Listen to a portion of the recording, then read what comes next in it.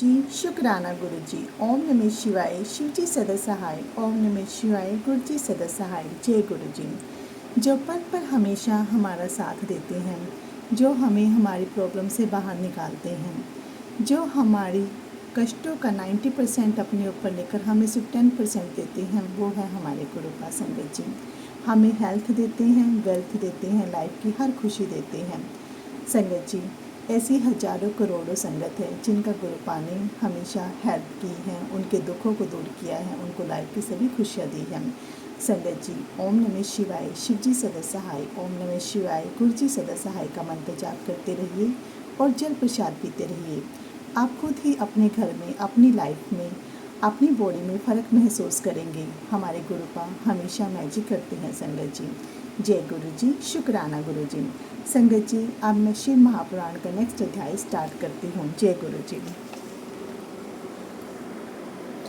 ऋषियों ने कहा, समस्त पदार्थों के ज्ञाताओं में श्रेष्ठ सूत जी, अब आप क्रमशः देश काल आदि का वर्णन करें। सूत जी बोले, महर्षियों, देव यज्ञ आदि कर्मों में अपना शुद्ध गृह समान फल देने वाला होता है, अर्थात अपने घर में किए हुए देव यज्ञ आदि शास्त्रोक्त फल को मात्रा में देने वाले होते हैं। गौशाला का स्थान घर की अपेक्षा 10 गुना फल देता है। जलाशय का तट उससे भी 10 गुना महत्व रखता है तथा जहाँ बेल, तुलसी एवं पीपल वृक्ष का मूल निकट हो, वह स्थान जलाशय के तट से भी 10 गुना फल देने वाला होता है। देवालय को उससे भी 10 गुने महत्व का स्थान जानना चाहिए। देवालय से भी 10 गुना महत्व रखता है तीर्थ भूमि का तट, उससे 10 गुना श्रेष्ठ है नदी का किनारा, उससे 10 गुना उत्कृष्ट है तीर्थ नदी का तट, और उससे भी 10 गुना महत्व रखता है सप्त गंगा नामक नदियों का तीर्थ। गंगा, गोदावरी, कावेरी, ताम्रपर्णी, सिंधु, सरयू और नर्मदा, इन 7 नदियों को सप्तगंगा कहा गया है। समुद्र के तट का स्थान उनसे भी 10 गुना पवित्र माना गया है और पर्वत के शिखर का प्रदेश समुद्री तट से भी 10 गुना पावन है। सबसे अधिक महत्व का वह स्थान जानना चाहिए जहाँ मन लग जाए। जहाँ तक देश का वर्णन हुआ, अब काल का तारतम्य बताया जाता है। सतयुग में यज्ञ, दान आदि कर्म पूर्ण फल देने वाले होते हैं, ऐसा जानना चाहिए। त्रेता युग में उसका 3/4 फल मिलता है।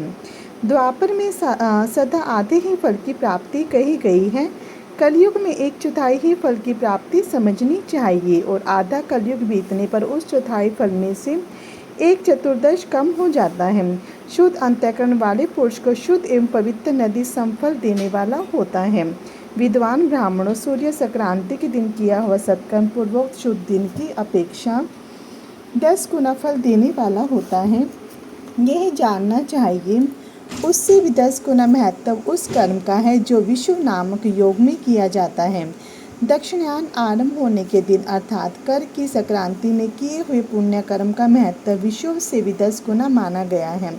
उससे भी 10 गुना मकर संक्रांति में और उससे भी 10 गुना चंद्र ग्रहण में किए हुए पुण्य का महत्व है। सूर्य ग्रहण का समय सबसे उत्तम है, उसमें किए गए पुण्य कर्म का फल चंद्र ग्रहण से भी अधिक और पूर्ण मात्रा में होता है।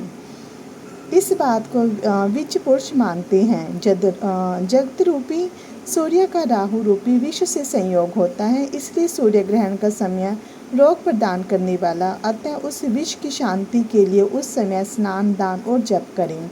वह काल विश्व की शांति के लिए उपयोगी होने के कारण पुण्यप्रद माना गया है। जन्म नक्षत्र के दिन तथा व्रत की पूर्ति के दिन का समय सूर्य ग्रहण के समान ही समझा जाता है, परंतु महापुरुषों के संग का काल करोड़ों सूर्य ग्रहण के समान पावन है, ऐसा ज्ञानी पुरुष जानते मानते हैं। तपोनिष्ठ योगी और ज्ञानिष्ठ यति ये पूजा के पात्र हैं, क्योंकि ये पापों के नाश के कारण होते हैं। जिसने 24 लाख गायत्री जप कर लिया हो, वह ब्राह्मण भी पूजा का उत्तम पात्र है। वह संपूर्ण फलों और भोगों को देने में समर्थ है। जो पतन से त्राण करता अर्थात नरक में गिरने से बचाता है, उसके लिए इसी गुण के कारण शास्त्र में पात्र शब्द का प्रयोग होता है। वह दाता का पातक से त्राण करने के कारण पात्र कहलाता है। गायत्री अपने गायक का पतन से त्राण करती है, इसलिए वह गायत्री कहलाती है। जैसे इस लोक में जो धनहीन है वह दूसरे के धन को नहीं देता, यहाँ धनवान है वही दूसरे का धन दे सकता है उसी तरह जो शुद्ध और पवित्र आत्मा है वही दूसरे मनुष्य का त्राण या उद्धार कर सकता है। जो गायत्री का जप करके शुद्ध हो गया है वही शुद्ध ब्राह्मण कहलाता है। इसलिए दान, जप, होम और पूजा सभी कर्मों के लिए वही शुद्ध पात्र है। ऐसा ब्राह्मण ही दान तथा रक्षा करने की पात्रता रखता है। स्त्री हो या पुरुष, जो भी भूखा हो वही अन्नदान का पात्र है। जिसको जिस वस्तु की इच्छा है उसे वह वस्तु बिना मांगे ही दे दी जाए तो दाता को उस दान का पूरा पूरा फल प्राप्त होता है। ऐसे महर्षियों की मान्यता है, जो सवाल और याचना करने के बाद दिया गया हो वह दान आधा ही फल देने वाला बताया गया है। अपने सेवक को दिया हुआ दान 1/4 फल देने वाला होता है।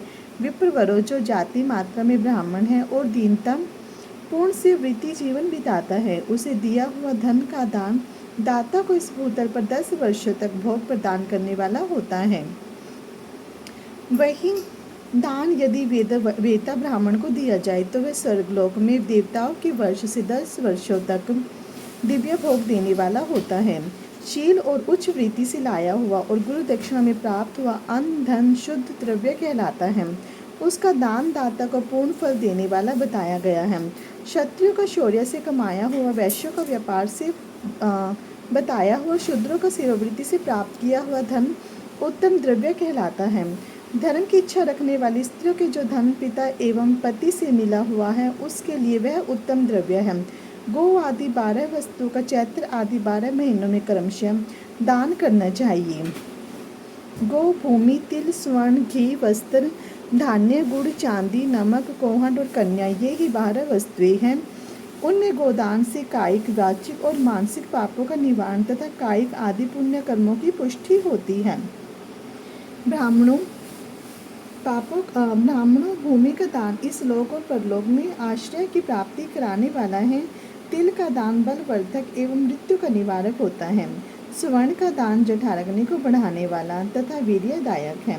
घी का दान पुष्टिकारक होता है। वस्त्र का दान आयु की वृद्धि कराने वाला है, ऐसा जानना चाहिए। धान्य का दान अन्न धन की समृद्धि में कारण होता है। गुड़ का दान मधुर भोजन की प्राप्ति कराने वाला होता है। चांदी के दान से वीर्य की वृद्धि होती है। लवण का दान षड्ज भोजन की प्राप्ति कराता है। सब प्रकार का दान सारी समृद्धि की सिद्धि के लिए होता है। बीज पुरुष कुष्मांड के दान को पुष्टिदायक मानते हैं। कन्यादान आजीवन भोग देने वाला कहा गया है। ब्राह्मणों वह लोक और परलोक में भी संपूर्ण भोगों की प्राप्ति कराने वाला है। विद्वान पुरुष को चाहिए कि जिन वस्तुओं से श्रवण आदि इंद्रियों की तृप्ति होती है उनका सदा दान करें। श्रोत आदि 10 इंद्रियों के जो शब्द आदि 10 विषय हैं उनका दान किया जाए तो वे भोगों की प्राप्ति कराते हैं तथा दिशा आदि इंद्रिय देवताओं को संतुष्ट करते हैं। वेद और शास्त्र को गुरुमुख के ग्रहण करके गुरु के उपदेश से अथवा स्वयं ही बोध प्राप्त करने के पश्चात जो बुद्धि का यह निश्चय होता है कि कर्मों का फल अवश्य मिलता है, इसी को उच्च कोटि की आस्तिकता कहते हैं। भाई, बंधु अथवा राजा के भय से जो आस्तिकता बुद्धि या श्रद्धा होती है वह कनिष्ठ श्रेणी की आस्तिकता है जो सर्वदा दरिद्र है। इसलिए जिसके पास सभी वस्तुओं का अभाव है वह वाणी अथवा कर्म द्वारा यजन करे। मंत्र, स्तोत्र और जप आदि को वाणी द्वारा किया गया पूजन समझना चाहिए तथा तीर्थ यात्रा और व्रत आदि को विद्वान पुरुष शारीरिक पूजन मानते हैं।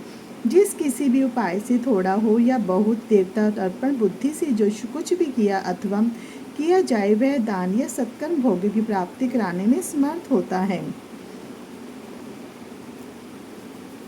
तपस्या और दान ये 2 कर्म मनुष्य को सदा करना चाहिए तथा ऐसे गृह का दान करना चाहिए जो अपने वर्ण और गुण से सुशोभित हैं। बुद्धिमान पुरुष देवताओं की तृप्ति के लिए जो कुछ देते हैं वह अतिशय मात्रा में और सब प्रकार के भोग प्रदान करने वाला होता है। उस दान से विद्वान पुरुष इस लोक और परलोक में उत्तम जन्म और सदा सुलभ देने वाला भोग पाता है। ईश्वरार्पण बुद्धि से यज्ञ, दान आदि कर्म करके मनुष्य मोक्ष फल का भागी होता है। जय गुरु जी, शुक्राना गुरु जी। ओम नमः शिवाय। शिव जी सदा सहाय। ओम नमः शिवाय। गुरु जी सदा सहाय। जय गुरु जी।